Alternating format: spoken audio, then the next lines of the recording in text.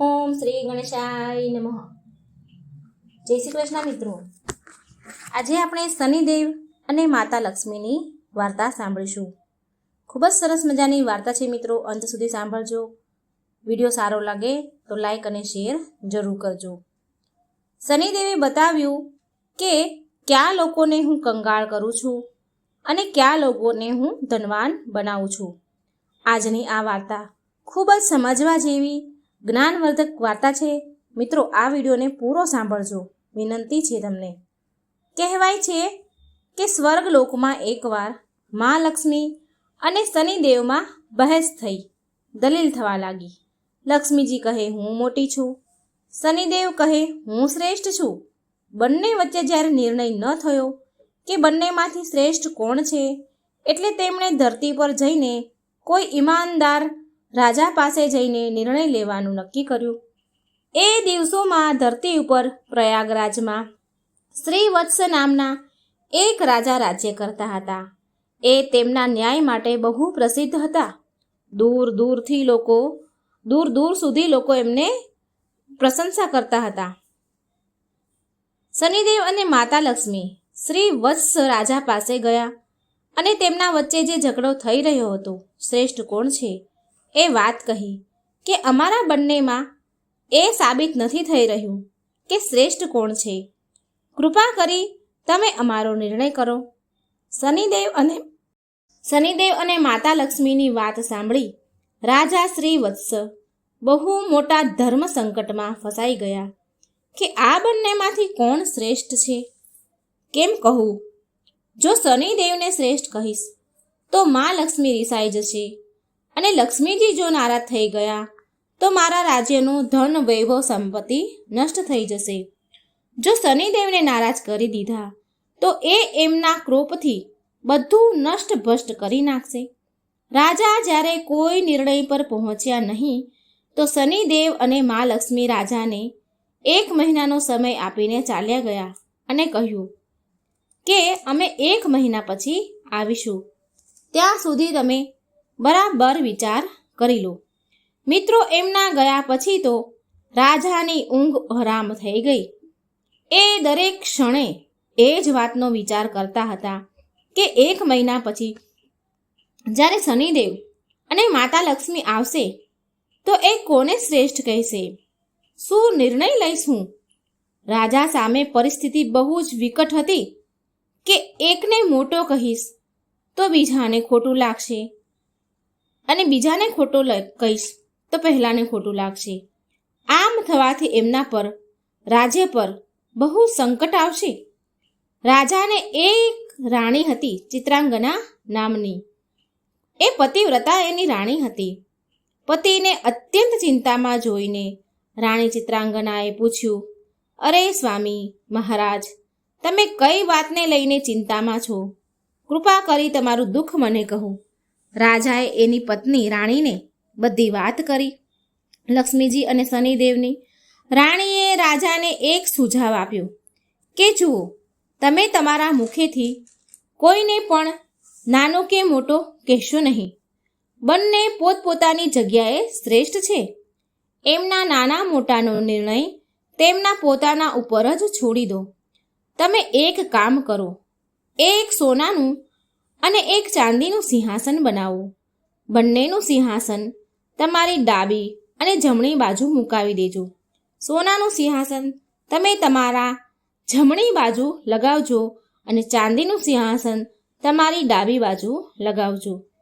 1 મહિના પછી જ્યારે શનિદેવ અને માતા લક્ષ્મી આવશે તો લક્ષ્મીજી તમારી જમણી બાજુનું આસન ગ્રહણ કરશે, કેમ કે તે માતા સ્વરૂપ છે, અને શનિદેવ તમારી ડાબી બાજુ બિરાજમાન થશે, બેસી જશે. જ્યારે એ તમને કંઈ પૂછે તો તમે એમના કોઈ પણ પ્રશ્નનો ઉત્તર આપતા નહીં. જ્યારે બહુ પૂછે તો તમે એમને કહી દેજો કે તમે તમારી શ્રેષ્ઠતાનો નિર્ણય જાતે જ કરી લો. હું શું જવાબ આપું તમને? રાણીની વાત રાજાને બરાબર લાગી. ભક્ત મિત્રો, આ બાજુ જ્યારે 1 મહિના પછી લક્ષ્મીજી અને શનિદેવ દરબારમાં આવ્યા તો એમ જ કર્યું રાજાએ જેવું તેમને રાણીએ કહ્યું હતું. મા લક્ષ્મી સોનાના સિંહાસન પર બિરાજમાન થઈ ગયા અને શનિદેવ ચાંદીના સિંહાસન ઉપર બેસી ગયા.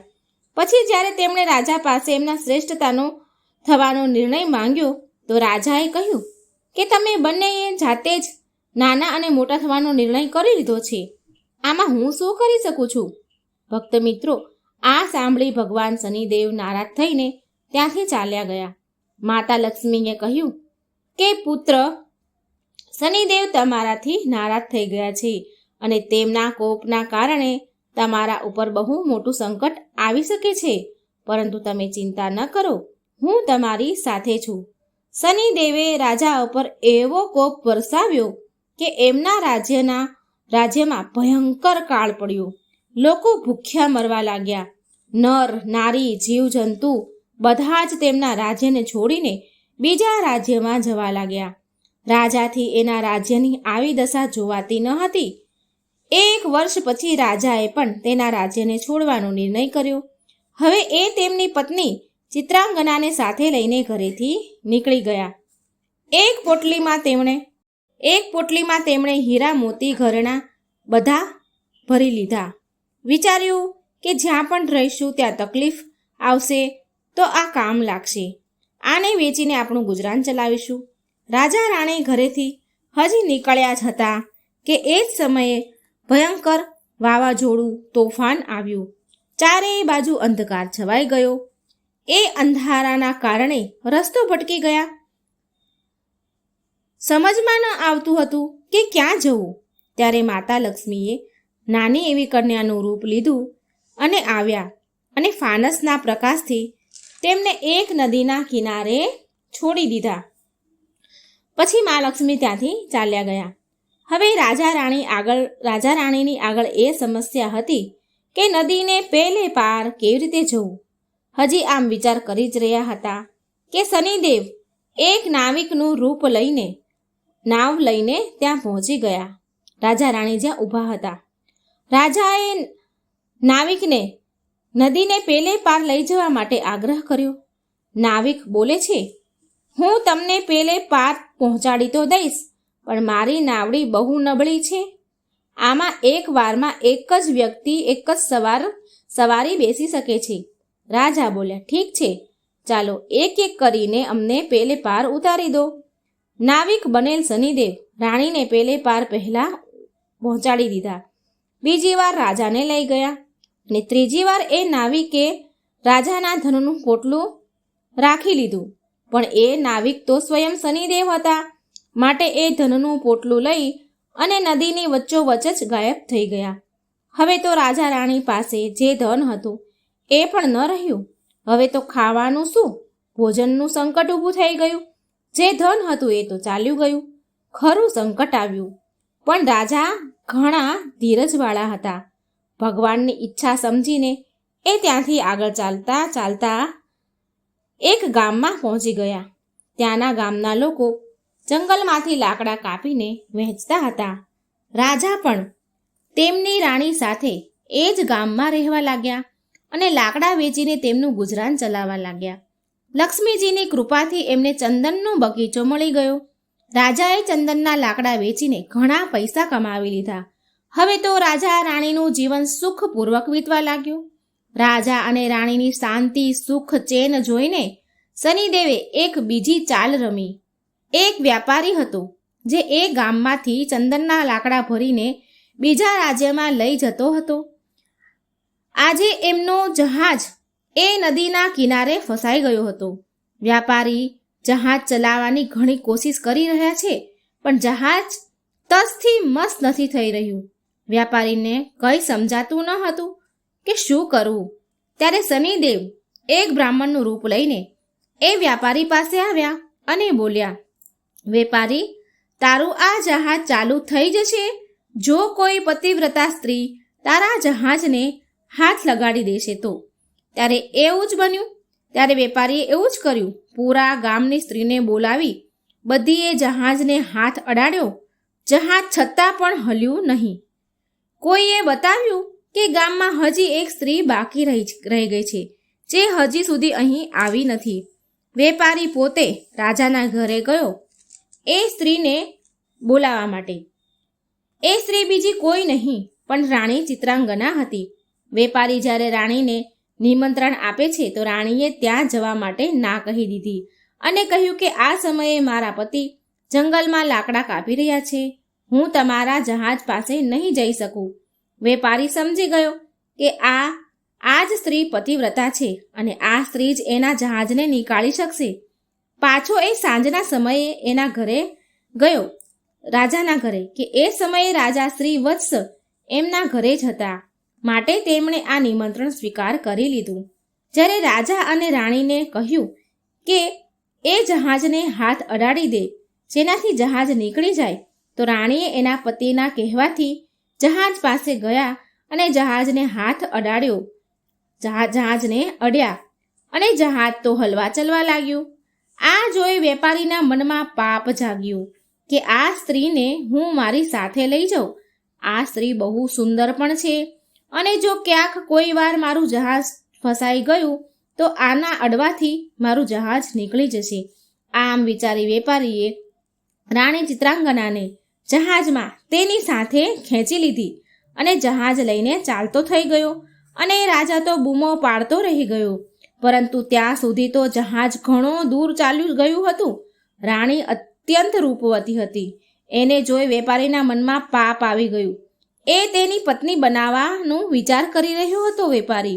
રાણીએ વેપારીના છેડછાડ કરવાથી કંટાળીને સૂર્યદેવને પ્રાર્થના કરી કે હું તેને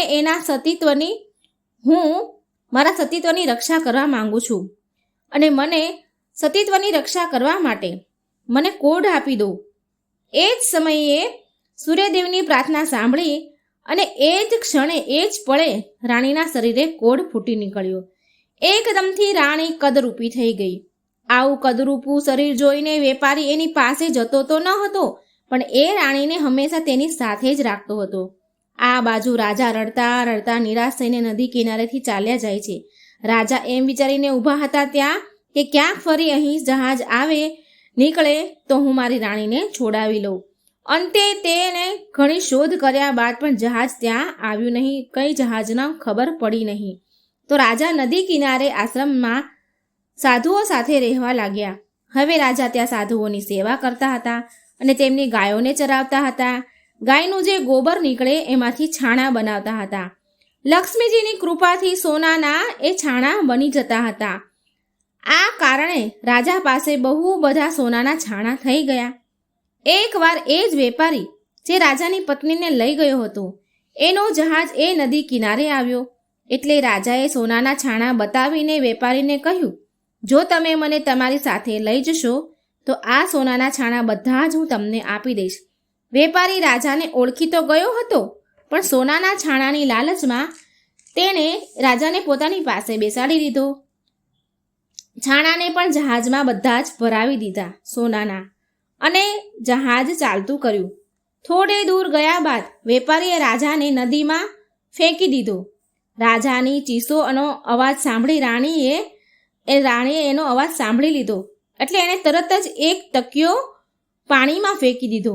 એ તકિયાના સહારાથી રાજા એક પુલ પર પહોંચી ગયા જ્યાં આવતા જતા જહાજો પાસેથી મહેસૂલ એટલે કે પૈસા વસૂલવામાં આવતા હતા.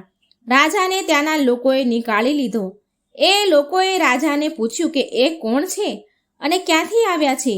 તો રાજાએ કહ્યું કે હું એક અત્યંત દુઃખી આદમી છું. મારું બધું જ લૂંટાઈ ગયું છે. તેની પાસે હવે કંઈ નથી. મારી પાસે હવે કંઈ નથી રહ્યું. ત્યાંના લોકોએ શ્રી વત્સ રાજાને લઈને ત્યાંના જે રાજા હતા જે નગરના ત્યાં લઈ ગયા. શ્રી વત્સ રાજાએ એ રાજ્યના રાજા પાસે નોકરી માંગી. રાજાએ શ્રી વત્સને તેના બગીચાના માળીનું કામ સોંપ્યું. હવે જ્યાં રાજાના બગીચામાં કામ કરવા શ્રી વત્સ આવ્યા હતા એ રાજાને એક સુંદર પુત્રી હતી. એના માટે નિત્ય ફૂલોનો સુંદર ગજરો એક માલણ લાવતી હતી. એકવાર રાજકુમારીએ માલણને પૂછ્યું કે આજકાલ ગજરો કોણ બનાવે છે? બહુ સુંદર ગજરો બનાવે છે. માલણ બોલી કે એક નોકર નવા આવ્યા છે બગીચામાં જે ગજરા બનાવે છે. રાજકુમારીએ તે નોકરને જોવાની ઈચ્છા કરી. જ્યારે રાજકુમારીએ રાજા શ્રી વત્સને જોયા તો એ એના પર મોહિત થઈ ગઈ અને રાજા સાથે લગ્ન કરવાની જીદ પકડી લીધી. રાજકુમારીના પિતા રાજાએ રાજકુમારીને ઘણી સમજાવી, પરંતુ રાજકુમારી માની નહીં. તો એના પિતાએ લાચાર થઈને તેની પુત્રીના વિવાહ તે નોકર એટલે કે રાજા શ્રી વત્સ સાથે કરાવી દીધા અને એક જંગલમાં તેને મકાન આપી દીધું રહેવા માટે. ધીરે ધીરે સમય વીત્યો. થોડા દિવસ વીત્યા તો રાજા શ્રી વત્સે રાજકુમારીને કહ્યું કે આમ બેકાર કામ વગર બેસીને રહેવું મને ગમતું નથી, મારું મન લાગતું નથી. તમારા પિતાને કહો કે મને જહાજનો મહેસૂલ લેવાનો ઠેકો આપી દે. રાજકુમારી એના પિતા સામે એ પ્રસ્તાવ મૂક્યો. રાજા માની ગયા હતા. હવે શ્રી વત્સ ત્યાં આવનારા જહાજો પાસેથી મહેસૂલાત લેતા હતા. આ પ્રકારે જ્યારે 7 વર્ષ વીતી ગયા તો શનિદેવનો પ્રભાવ પૂરો થવા આવ્યો. તો એક દિવસ વેપારીનું જહાજ ત્યાંથી નીકળતો હતો. શ્રી વત્સ એ જહાજને રોકી લે છે, આગળ જવા ન દીધો. એટલે વેપારી ઘણો ક્રોધે ભરાયો. એ તરત જ શિકાયત લઈને ત્યાંના રાજા, જે નગરના રાજા હતા, એની પાસે ગયા. રાજાએ જ્યારે શ્રી વત્સને પૂછ્યું કે આ વેપારીનું જહાજ તમે કેમ નથી જવા દેતા, તો શ્રી વત્સ રાજા કહે છે કે મહારાજ, આ વેપારી પાસે મારા સોનાના છાણા છે, આ મારા સોનાના છાણા નથી આપી રહ્યા. રાજા બોલ્યા કે તારી પાસે શું પ્રમાણ છે કે એની પાસે જે છાણા છે એ તારા છે? તો શ્રી વત્સે કહ્યું, મહારાજ, તમે આ વેપારીને દરબારમાં બધાની સામે બોલાવો અને એ છાણા પણ મંગાવો. એ છાણા એકબીજા સાથે જોડાયેલા છે. જો આ વેપારી તેને છૂટા પાડી દે તો એ બધા છાણા એના, અને જો એ છાણાને ઉખાડી નથી શકતા એકબીજાથી, તો હું એ છાણાને ખોલીને બતાવીશ. હવે એ છાણાઓને દરબારમાં લાવવામાં આવ્યા. વેપારીને કહેવામાં આવ્યું કે જો આ છાણા તારા છે તો તું આને છૂટા પાડીને બતાવ. જો તું નહીં ખોલી શકે તો આ છાણા તારી પાસેથી લઈ લેવામાં આવશે. મિત્રો, તે વેપારીએ છાણાને સાંજ સુધી છૂટા પાડવાની કોશિશ કરી, પણ એનાથી એક પણ છાણું છૂટું પડ્યું નહીં. અંતમાં જ્યારે સાંજ પડી તો રાજાનો જમાઈ શ્રી વત્સ એનો વારો આવ્યો અને તેણે એક ક્ષણમાં જ, એક પળમાં જ છાણાને છૂટા પાડી દીધા. તો રાજાએ પૂછ્યું કે તું કોણ છે? તો શ્રી વત્સ રાજાએ બધી જ વાત કરી કે મહારાજ, આણે મારી પત્ની ચિત્રાંગનાને પણ લઈ લીધી છે. આ વેપારીએ છીનવી લીધી છે મારાથી. કૃપા કરી મને મારી રાણી પાછી અપાવી દો. દર્શક મિત્રો, રાજાએ વેપારીને કહીને તરત જ ચિત્રાંગનાની પાલખી મંગાવી અને વેપારીને પકડીને કડક સજા આપી. ચિત્રાંગનાએ સૂર્યદેવને પ્રાર્થના કરી કે મારા રૂપને ફરી પહેલા જેવું કરી દો. મિત્રો, ભગવાન સૂર્યદેવની કૃપાથી રાણી ફરી સુંદર થઈ ગઈ. રાજાએ આદર સાથે ઘણું બધું ધન આપીને વિદાય કરી. સાથે એની સાથે ચિત્રાંગનાને પોતાની દીકરી પણ માની લીધી.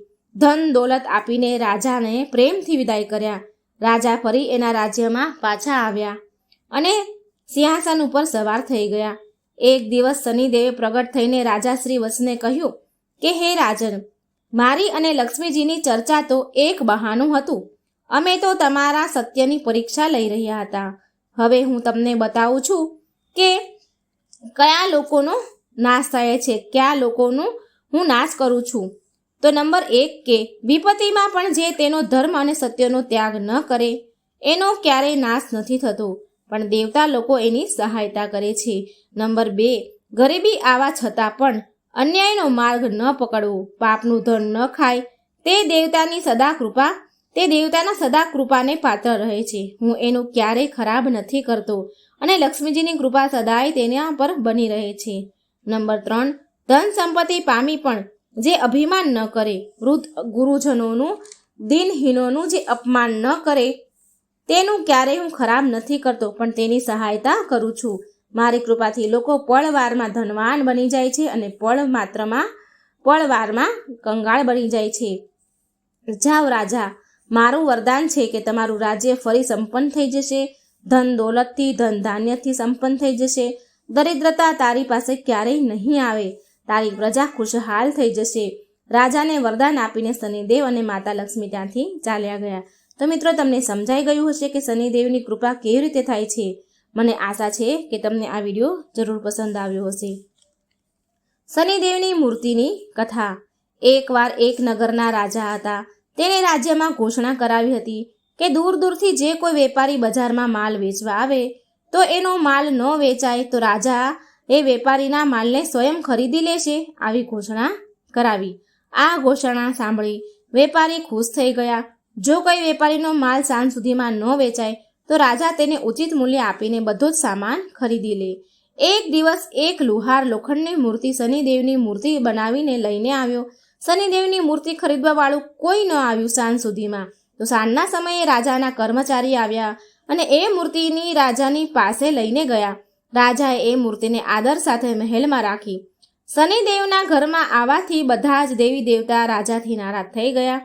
રાતનો સમય હતો. રાતના અંધારામાં રાજાએ એક તેજસ્વી સ્ત્રીને તેના ઘરથી જતા જોઈ. રાજાએ એને પૂછ્યું, તમે કોણ છો દેવી? તો એ બોલ્યા કે હું લક્ષ્મી છું. એ સ્ત્રી બોલી કે હું લક્ષ્મી છું. તારા મહેલમાં શનિનો વાસ છે એટલે હું અહીંથી જઈ રહી છું. રાજાએ તેમને રોક્યા નહીં, કંઈ કહ્યું નહીં. થોડી વાર પછી રાજાએ એક દેવ પુરુષને ઘરેથી જતા જોયા. રાજાએ તેને પૂછ્યું કે તમે કોણ છો? તો એ દેવ પુરુષ બોલ્યા કે હું વૈભવ છું. હું સદાય લક્ષ્મી સાથે જ રહું છું. જ્યારે લક્ષ્મી જ અહીં નથી તો હું અહીં કેવી રીતે રહી શકું? રાજાએ એને પણ ન રોક્યા, એને પણ જવા દીધા અને ચાલ્યા ગયા. આવી રીતે ધર્મ, ધૈર્ય, ક્ષમા બધા એક એક કરીને ચાલ્યા ગયા. રાજાએ કોઈને પણ ન રોક્યા. અંતમાં જ્યારે સત્ય જવા લાગ્યા તો રાજાના પૂછવાથી સત્ય બોલ્યા કે જ્યાં લક્ષ્મી, વૈભવ, ધર્મ, ધૈર્ય અને ક્ષમાનો વાસ નથી તો હું અહીં કેવી રીતે રહીશ? હું શું કરીશ? ત્યારે રાજા સત્ય ભગવાનના પગમાં પડી ગયા કે મહારાજ, તમે કેવી રીતે જઈ શકો? તમારા જ કારણે, તમારા જ આશ્રય મેં લક્ષ્મી, વૈભવ અને ધૈર્ય, ધર્મ વગેરે બધાનો તિરસ્કાર કર્યો છે. હું તમને નહીં છોડું. રાજાનો આટલો આગ્રહ જોઈને સત્ય ત્યાં રોકાઈ ગયું. મહેલની બહાર બધા જ દેવી દેવતા સત્યની વાટ જોઈને ઊભા હતા. એમના ન આવતા જોઈને ધર્મ બોલ્યા કે હું સત્ય વિના નહીં રહી શકું, હું પાછો જઉં છું. ધર્મની પાછળ ક્ષમા, વૈભવ બધા જ પાછા આવી ગયા તથા રાજાને કહેવા લાગ્યા કે તારા સત્ય અને પ્રેમના કારણે જ અમારે અહીં રોકાવું પડ્યું છે. તારા જેવા રાજા દુઃખી ના રહી શકે. સત્યના કારણે લક્ષ્મીજી અને શનિદેવ એક સાથે રહેવા લાગ્યા. બોલો સત્યનારાયણ ભગવાનની જય. હે પ્રભુ, જે કૃપા તમે રાજા ઉપર કરી એવી જ કૃપા આ કથા સાંભળનાર, વાંચનાર, હુંકારો ભરનાર બધા ઉપર જ કરજો. બોલો શનિદેવની જય. મિત્રો, વિડીયો સારો લાગે તો લાઈક, શેર કરી ચેનલને સબસ્ક્રાઈબ જરૂર કરી દેજો. બોલો બજરંગબલીની જય, હનુમાનજીની જય. એક ડોસીમાની આ વાર્તા છે. એક ડોસીમાં રોજ હનુમાનજીના મંદિરે જતા હતા. એ ચૂરમાનો લાડુ અને એક રોટલી લઈને મંદિરે રોજ આવે અને હનુમાનજીને એમ કહે કે કાંધે સોટી, લાલ લંગોટી. આટલું કહેતા જ ડોસીમાં આટલું બોલે એની સાથે જ હનુમાનજી આવે અને ચૂરમાના લાડુ અને રોટલી ખાઈ લે. પછી ડોસી બોલે કે મેં તમને આપ્યું જવાનીમાં અને તમે મને આપજો ગઢપણમાં. પૂજા કર્યા બાદ તે ડોસીમાં પાછા ઘરે આવી જતા. એક દિવસ તેની વહુ બોલી, સાસુમાં, તમે રોજ લાડવો અને રોટલી લઈને ક્યાં જાઓ છો? ત્યારે ડોસીમાં બોલ્યા, વહુ, હું બાલાજીના મંદિરમાં જાઉં છું. તો વહુ બોલી, હવે મંદિરે જવાનું બંધ કરો. આ રોજ રોજ જવાનું બંધ કરો. સાસુમાં બિચારા દુઃખી થયા. એમણે કઈ જવાબ આપ્યો નહીં અને પછી તો સાસુમાં એણે કંઈ ન ખાધું ન પીધું અને જઈને સૂઈ ગયા. સૂતા સૂતા એ ડોસીમાને 5 દિવસ થઈ ગયા. એક દિવસ તો હનુમાનજી એના સપનામાં આવ્યા અને બોલ્યા કે તમે મને આપ્યું જવાનીમાં, હું તમને આપું છું ગઢપણમાં. ત્યારે ડોસીમાં કહે છે, આજે તો તમે મને આપી રહ્યા છો, પણ રોજ કોણ આપશે? આટલું કહી હનુમાનજી બોલ્યા કે હું રોજ આપીશ. આ સાંભળીને ડોસીમાં તો ખુશ થઈ ગયા અને ચૂરમાનો લાડવો ખાઈ લીધો. આ બાજુ ડોસીમાની વહુ પાસે હવે કંઈ પણ વધ્યું ન હતું. કામ ધંધામાં ખોટ થવા લાગી. એક દિવસ વહુએ વિચાર્યું કે ચાલ તો ખરી, હું સાસુમાને જોઈ આવું તો ખરી. 7 દિવસ થઈ ગયા છે, મેં તો સાસુમાને જમવાનું પણ નથી આપ્યું. તો તે ડોસી બરાબર જામી છે, તંદુરસ્ત થઈ ગઈ છે, બરાબર શરીર થયું છે એનું. એટલે એની સાસુ પાસે ગઈ અને બોલી કે મેં તો તમને જમવાનું પણ નથી આપ્યું 7 દિવસથી, તમે શું ખાવ છો? તો ડોસીમાં બોલ્યા કે વહુ, મને તો હનુમાનજી મીઠા મીઠા લાડવા અને રોટલી આપી જાય છે, હું એ જ ખાઉં છું. આ સાંભળીને વહુ તો હેરાન રહી ગઈ અને સાસુમાના પગમાં પડી ગઈ અને બોલી માફી માંગી અને કહે છે, માજી, અમે તો તમારા ભાગ્યનું જ ખાઈએ છીએ. અમારા ઘરમાં તો હવે કંઈ પણ નથી રહ્યું. અન્ન ધન બધું સમાપ્ત થઈ ગયું છે. હવે તમે પાછા ઘરે આવો અને તમારું ઘર સંભાળો. પછીથી ડોસીમાં એમના ઘરે ગયા અને પછીથી રોજ ડોસીમાં મંદિરે જઈને હનુમાનજીને લાડુ અને રોટલી લઈને જતા અને ભોગ ધરાવતા. અને પછી એનું ઘર ઘણું અન્ન ધનથી ભરાઈ ગયું. હનુમાનજીની કૃપા થઈ. હે હનુમાનજી, જેવી કૃપા તમે ડોસીમા પર કરી એવી કૃપા તમારા બધા ભક્ત પર કરજો. આ કથા સાંભળનાર, વાંચનાર, આ વિડીયો જોનાર બધા ઉપર તમારી કૃપા વરસાવજો. જય હનુમાન દાદા. હવે આપણે મિત્રો સાંભળીશું શનિદેવ અને હનુમાનજીની કથા. જય શનિદેવ, જય હનુમાન. મિત્રો, આપણે બધા જ જાણીએ છીએ કે શનિદેવને ન્યાયના દેવતા માનવામાં આવે છે. સૂર્યપુત્ર શનિદેવને ખુશ કરવા માટે આપણે બહુ બધા ઉપાયો કરતા હોઈએ છીએ. શનિદેવની દશાથી બચવા માટે એવું માનવામાં આવે છે કે શનિદેવના પ્રકોપથી વ્યક્તિના ખરાબ દિવસ આવવાના શરૂ થઈ જાય છે. પણ શું તમે જાણો છો કે શનિદેવ હનુમાનજીના ભક્તોને ક્યારેય હેરાન નથી કરતા? હવે આના પાછળનું કારણ શું છે એ હું તમને કહું છું. જ્યારે રાવણના પુત્ર મેઘનાથનો જન્મ થયો હતો એ સમયે આકાશમાં શનિદેવનો બહુ પ્રકોપ હતો, બહુ પ્રભાવ હતો અને શનિદેવના આ પ્રભાવના કારણે મેઘનાથના અમર થવાનો યોગ તો ખતમ જ થઈ ગયો હતો. આ વાત જાણીને રાવણને ખૂબ ક્રોધ આવ્યો. રાવણ બહુ મોટો યોગી હતો. ક્રોધમાં આવેલ રાવણે તેના યોગના બળ દ્વારા શનિદેવને લંકામાં કેદ કરી લીધા. ત્રેતા યુગમાં જ્યારે મા સીતાને શ્રી રામ દ્વારા મોકલેલ વીંટી આપવા માટે હનુમાનજી લંકા આવ્યા તો તેમણે શનિદેવને એક કેદીના રૂપમાં કેદ થયેલા જોયા. હનુમાનજી શનિદેવને ત્યાં જોઈને તો હેરાન થઈ ગયા અને તેમને આનું કારણ પૂછ્યું. શનિદેવે એને બતાવ્યું હનુમાનજીને કે હું શનિદેવ છું. રાવણે એના યોગ બળથી મને અહીં કેદ કરી મૂક્યો છે. શનિદેવે હનુમાનજીને ત્યાંથી છોડાવવા માટે આગ્રહ કર્યો, વિનંતી કરી. ત્યાર પછી જ્યારે હનુમાનજીએ શનિદેવને રાવણથી મુક્તિ અપાવી તો શનિદેવ ખુશ થઈ ગયા અને હનુમાનજીને વરદાન માંગવા માટે કહ્યું. ત્યારે હનુમાનજીએ કહ્યું કે કળિયુગમાં જે પણ મારો ભક્ત હશે અને મારી આરાધના કરશે તો તમે તેને ક્યારેય પણ અશુભ ફળ નહીં આપો. ત્યાર પછીથી શનિવારે હનુમાનજીની પણ પૂજા કરવામાં આવે છે અને બધા જ હનુમાન ભક્તો પર શનિદેવની કૃપા રહે છે. કહેવાય છે કે લંકાથી પ્રસ્થાન કરતી વખતે શનિદેવે લંકા પર એમની વક્ર દ્રષ્ટિ નાખી હતી અને આ જ કારણથી રાવણ અને તેના પૂરા કુળનો યુદ્ધમાં નાશ થઈ ગયો હતો. આના સિવાય એક બીજી પણ એવી કથા છે કે એકવાર હનુમાનજી તેમના પ્રભુ શ્રી રામનું સ્મરણ કરી રહ્યા હતા. એ સમયે શનિદેવ ત્યાં આવી ગયા અને કહેવા લાગ્યા કે હવે કળિયુગ પ્રારંભ થઈ ગયો છે. આ યુગમાં હનુમાનજી, તમારું શરીર દુર્બળ છે અને મારું શરીર બળવાન થઈ ગયું છે અને હવે હું તમારા શરીર પર સાડા સાતી બનીને આવી રહ્યો છું. શનિદેવને બિલકુલ અહેસાસ ન હતો કે હનુમાનજી રઘુવીરના પરમ ભક્ત છે અને એના શરીર પર કોઈ પણ પ્રકારની દશાનો, કોઈ પણ પ્રકારનો પ્રભાવ થતો નથી, પડી શકે નહીં.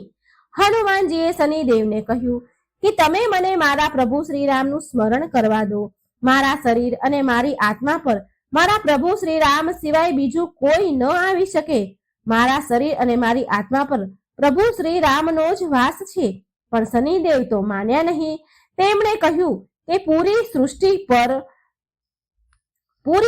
પર મારી દ્રષ્ટિ છે અને તમે આનાથી ન બચી શકો, તમે આનાથી દૂર ન રહી શકો. જ્યારે શનિદેવ માન્યા નહીં તો હનુમાનજી બોલ્યા કે તમે મારા શરીરમાં ક્યાં બેસવા માંગો છો શનિદેવ? તો શનિદેવે બહુ ગર્વ સાથે કહ્યું કે હું પહેલા 2.5 વર્ષ મસ્તક પર બેસીને બુદ્ધિને વિચલિત કરું છું. બીજા 2.5 વર્ષ હૃદયમાં બેસીને હું મનુષ્યને અભદ્ર દુષ્ટ બનાવી દઉં છું અને છેલ્લા 2.5 વર્ષ હું પગમાં બેસીને તેને ભટકાવું છું. અને શનિદેવના માન્યા નહીં અને હનુમાનજીના મસ્તક પર આવીને બેસી ગયા. તો હનુમાનજીએ એમના માથા ઉપર એક પર્વત મૂકી દીધો. આ જોઈ શનિદેવ ગભરાઈ ગયા અને તેમણે કહ્યું, હનુમાનજી, તમે આ શું કરી રહ્યા છો? હનુમાનજીએ જવાબ આપ્યો કે હું મારી ખંજવાળ મટાડી રહ્યો છું, મને ખંજવાળ આવી રહી છે. આમ કહીને હનુમાનજીએ એક બીજો પર્વત એના માથા ઉપર મૂક્યો. તો શનિદેવ બોલ્યા, હનુમાનજી, તમે આને ઉતારો, હું તમારી વાત માનવા તૈયાર છું. તો ફરી હનુમાનજીએ એક ત્રીજો પથ્થર તેમના માથા ઉપર મૂકી દીધો. હવે શનિદેવ ગભરાઈ ગયા અને બોલ્યા કે હું ક્યારે તમારી આસપાસ પણ નહીં આવું. તો ફરી પાછા હનુમાનજીએ એક ચોથો પર્વત તેમના માથા ઉપર મૂક્યો. હવે શનિદેવને કંઈ સમજાતું ન હતું. શનિદેવ હનુમાનજીને કહેવા લાગ્યા કે હું ન ક્યારેય તમને હેરાન કરીશ અને ન તમારા ભક્તોને હેરાન કરીશ.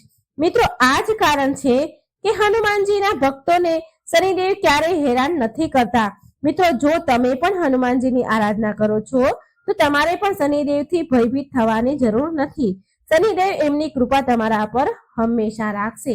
જય શનિદેવ. શનિદેવની એક અન્ય કથા. એક ગામમાં એક બ્રાહ્મણ તેના પરિવાર સાથે રહેતો હતો. એકવાર જ્યારે તે સૂઈને ઉઠ્યો તો એ બહુ ચિંતામાં હતો. તે તેના પત્નીને પૂછે છે, એટલે તેની પત્નીએ એને પૂછ્યું. જ્યારે બ્રાહ્મણ ઉઠ્યા તો ચિંતામાં હતા તો એની પત્નીએ પૂછ્યું કે તમે સવારમાં કઈ ચિંતામાં ડૂબ્યા છો?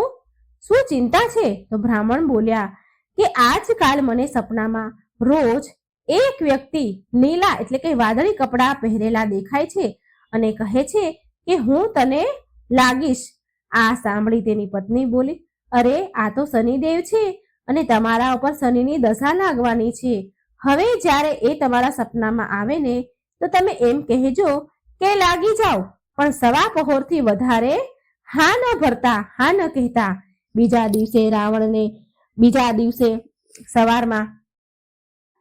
દિવસે બ્રાહ્મણને રાતમાં એવું જ સપનું આવ્યું. એટલે બ્રાહ્મણ બોલ્યા, લાગી જાઓ. તો શનિદેવ બોલ્યા, બ્રાહ્મણ, હું 7.5 વર્ષ સુધી લાગીશ. બ્રાહ્મણ બોલ્યા, નહીં મહારાજ, આ તો મારાથી સહન નહીં થાય. તો શનિદેવ બોલ્યા, ઠીક છે, તો 5.5 વર્ષ માટે લાગીશ. તો બ્રાહ્મણ દેવ બોલ્યા, નહીં મહારાજ, નહીં, હું આ સહન નહીં કરી શકું. તો શનિદેવ ફરી બોલ્યા કે તો 2.5 વર્ષ લાગીશ. એટલે બ્રાહ્મણ બોલ્યા, મહારાજ, આ પણ મારાથી સહન નહીં થાય. આમ કરતા કરતા શનિદેવ બોલ્યા, સવા પહોર માટે તો તારે મારી દશા સહન કરવી જ પડશે. પછી બ્રાહ્મણ હા પાડે છે અને સવાર ઉઠીને બ્રાહ્મણે તેની પત્નીને બધી વાત કહી અને બોલ્યા કે મને સવા પહોરની દશા લાગી છે. તું મને સોનાના 2 સિક્કા આપી દે.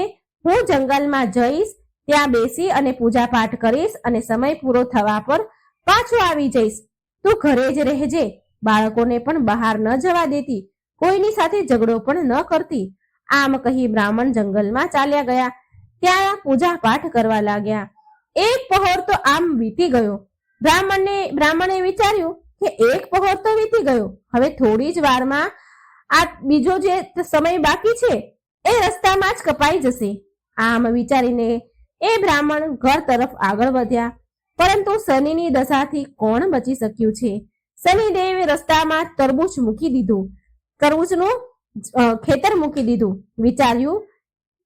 બ્રાહ્મણ વિચારે છે કે બાળકો માટે તરબૂચ લઈ જાઉં. બ્રાહ્મણે તરબૂચના જે ખેતરના માલિક હતા એને અવાજ આપ્યો, બોલાવ્યા, પણ એ માળી આવ્યો નહીં.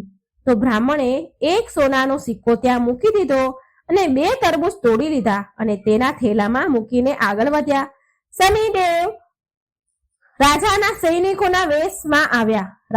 રાજાના સૈનિકોનો વેશ ધર્યો અને આવ્યા અને બોલ્યા, બ્રાહ્મણ, આ તારા થેલામાં શું છે? બ્રાહ્મણ બોલ્યા કે તરબૂચ છે, તરબૂચ તોડીને લાવ્યો છું મારા છોકરાઓ માટે. સૈનિક બોલ્યા, ખોલીને બતાવો. જેવા બ્રાહ્મણ થેલો ખોલે છે કે તરબૂચની જગ્યાએ રાજાના છોકરાના માથા દેખાયા. એ સૈનિકો બ્રાહ્મણને પકડીને રાજા પાસે લઈ ગયા અને કહ્યું કે આ બ્રાહ્મણે તમારા બંને પુત્રને મારી નાખ્યા છે. આ થેલામાં એમના માથા છે. રાજાના તો હોશ ઉડી ગયા. રાજા બોલ્યા, આ બ્રાહ્મણને ફાંસી પર લટકાવી દો. બ્રાહ્મણને ફાંસી દેવાની તૈયારી થવા લાગી તો બ્રાહ્મણ બોલ્યા કે હું મારે પૂજા પાઠ મને કરી લેવા દો, પછી તમે મને ફાંસીએ ચડાવી દેજો. આ મારી છેલ્લી અંતિમ ઈચ્છા છે. રાજા બોલ્યા, ઠીક છે, એમને પૂજા કરવા દો. હવે બ્રાહ્મણની દશાનો જે થોડો સમય બાકી હતો, વધ્યો હતો, એ પૂજા પાઠમાં પૂરો થઈ ગયો. એટલામાં રાજાના બંને છોકરા શિકાર રમવા ગયા હતા તો એ રમીને પાછા આવી ગયા અને એને જોઈને રાજા તો હેરાન થઈ ગયા. એમણે વિચાર્યું કે આ શું, મારા છોકરા તો જીવતા છે. રાજાએ બ્રાહ્મણની ફાંસી રોકી દીધી અને બોલ્યા કે બ્રાહ્મણ, તમે આ શું જાદુ ટોના કર્યું છે? બ્રાહ્મણ બોલ્યા, મહારાજ, મેં કોઈ જાદુ નથી કર્યું. આ તો મારા ઉપર શનિની દશા લાગી હતી અને આ જ કારણથી, આ જ પરિણામથી આવું બધું મારી સાથે બન્યું. આ બધું એનું જ પરિણામ છે. રાજાએ પૂછ્યું કે દશા લાગે તો શું ઉપાય કરવો જોઈએ? બ્રાહ્મણ બોલ્યા કે જો રાજાને શનિની દશા લાગે તો કાળા હાથીનું દાન આપવું જોઈએ. કોઈ શેઠને કે કોઈ સાહુકારને દશા લાગે તો કાળા ઘોડાનું દાન કરવું જોઈએ. સાધારણ ગ્રહસ્થ મનુષ્યને દશા લાગે તો એમને કાળા કૂતરાને તેલથી ચોપડેલી રોટલી આપવી જોઈએ. પીપળાના ઝાડને પાણી રેડવું જોઈએ અને કથા વાર્તા કરવી જોઈએ. પછી રાજાએ બ્રાહ્મણને છોડી દીધા. બ્રાહ્મણ ઘરે પહોંચ્યા તો એની પત્નીએ પૂછ્યું કે થેલામાં શું છે? તો બ્રાહ્મણ બોલ્યા કે તરબૂચ લાવ્યો છું બાળકો માટે. પત્નીએ થેલો ખોલીને જોયું તો તરબૂચની જગ્યાએ ધન ભર્યું હતું. પત્નીએ પૂછ્યું કે આટલું બધું ધન ક્યાંથી લાવ્યા? તમને તો શનિની દશા લાગી હતી ને? બ્રાહ્મણ બોલ્યા, જ્યારે દશા લાગી હતી તો તરબૂચની જગ્યાએ રાજાના દીકરાના માથા થઈ ગયા હતા અને ફાંસી પર ચડવાની તૈયારી થઈ હતી. અને જ્યારે દશા ઉતરી તો તરબૂચની જગ્યાએ ધન થઈ ગયું છે. તરબૂચ ધનમાં ફરી ગયા છે. હે શનિ મહારાજ, જેવી દશા બ્રાહ્મણની દશા લાગી હતી ત્યારે થઈ હતી એવી દશા કોઈના ઉપર ન કરતા અને જેવી દશા બ્રાહ્મણની દશા ઉતરી ત્યારે થઈ હતી એવી કૃપા બધા ઉપર કરજો. બોલો શનિ મહારાજની જય. ભગવાન શિવ પણ શનિની વક્ર દ્રષ્ટિથી નતા બચી શક્યા. ભગવાન શિવ પર પણ પડી હતી શનિદેવની વક્ર દ્રષ્ટિ. સરસ મજાની કથા છે મિત્રો, સાંભળો. આ કથા ભગવાન ભોળાનાથની અને શનિદેવની છે. એક સરસ કથા લઈને હું આવી છું મિત્રો. શનિદેવને ન્યાયના દેવતા કહેવાય છે. પોતાના જીવન કાળમાં દરેક વ્યક્તિને શનિદેવની વક્ર દ્રષ્ટિનો સામનો કરવો જ પડે છે. નવગ્રહોમાં શનિદેવ સૌથી ધીરે ચાલવા વાળા ગ્રહ છે અને આ બધા રાશિઓનું ભ્રમણ કરવા માટે 30 વર્ષનો સમય લગાડે છે શનિદેવ. મનુષ્ય, દેવતા, દાનવ, ઋષિ મુનિ બધાને જ આમની વક્ર દ્રષ્ટિનો સામનો કરવો પડે છે. ત્યાં સુધી કે એકવાર ભગવાન શિવને પણ શનિદેવની વક્ર દ્રષ્ટિનો સામનો કરવો પડ્યો હતો. એક કથા અનુસાર શનિદેવ ભગવાન શંકરના ઘરે કૈલાસ પર્વત પર પહોંચ્યા અને શનિદેવે ભોળાનાથને પ્રણામ કર્યા. ભોળાનાથ બોલ્યા, બોલો શનિદેવ, કેવી રીતે અહીં આવવાનું થયું? તો શનિદેવ બોલ્યા, સમયના ચક્ર અનુસાર કાલે મારી વક્ર દ્રષ્ટિ તમારા ઉપર પડવાની છે, એટલે કે કાલે હું તમારી રાશિમાં ભ્રમણ કરીશ. શનિદેવની વાત સાંભળીને ભોળાનાથ હેરાન થયા અને પૂછ્યું કે શનિ, તમે ક્યાં સુધી મારી રાશિ પર રહેશો? ત્યારે શનિદેવ બોલ્યા, પ્રભુ, સવા પહોર સુધી તમારા પર મારી દ્રષ્ટિ રહે. સવા પહોર સુધી મારી દ્રષ્ટિ તમારા ઉપર રહેશે. આમ કહી શનિદેવ ભોળાનાથને પ્રણામ કરી અને ચાલ્યા ગયા. હવે મહાદેવ મૂંઝાયા, વિચાર કરવા લાગ્યા કે મારે શનિની વક્ર દ્રષ્ટિથી બચવું પડશે. જો મારા ઉપર શનિની વક્ર દ્રષ્ટિ પડશે તો દેવો શું વિચારશે? મહાદેવ એક યોજના બનાવે છે કે કાલે સવારે હું શનિના આવતા પહેલા જ કૈલાસ છોડીને મૃત્યુલોક પર ચાલ્યો જઈશ અને કંઈક એવું કરીશ કે શનિની વક્ર દ્રષ્ટિથી હું બચી જઈશ. બીજા જ દિવસે ભગવાન ભોળાનાથ મૃત્યુલોકમાં ધરતી પર પહોંચ્યા અને એક હાથીનું રૂપ ધારણ કરી લીધું. હાથીના રૂપમાં મહાદેવને આખો દિવસ રહેવું પડ્યું. આમ તેમ ભટકતા ભટકતા એમણે જ્યારે એક નગરમાં પ્રવેશ કર્યો તો લોકો ડરવા લાગ્યા, ગભરાવા લાગ્યા અને હાથીને ભગાડવા લાગ્યા. હાથીના રૂપમાં જ એમને જળ અને અન્ન વધુ ભોજન ગ્રહણ કરવું પડ્યું.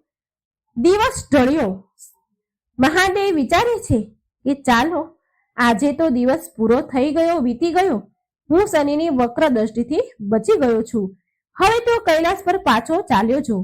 પછી મહાદેવ હાથીનું રૂપ બદલી તેમના અસલ રૂપમાં આવી ગયા અને કૈલાસ પહોંચતા જોયું કે શનિદેવ પહેલાથી જ ત્યાં હાજર હતા. શનિદેવ મહાદેવને જોતા જ પ્રણામ કરે છે.